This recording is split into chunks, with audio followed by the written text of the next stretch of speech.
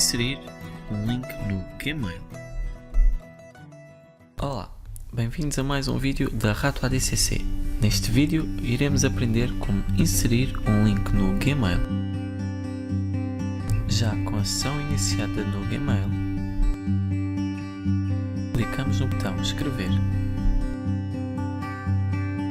Clicamos no símbolo inserir link.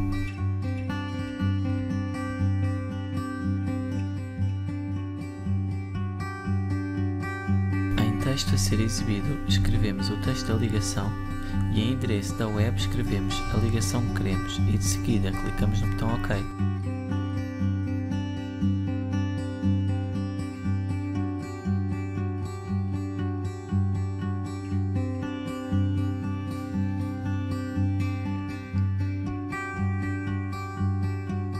Como podemos ver, o link foi adicionado à mensagem.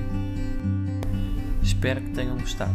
Para mais vídeos sobre o Gmail, entre outros, vejam o nosso canal. Obrigado!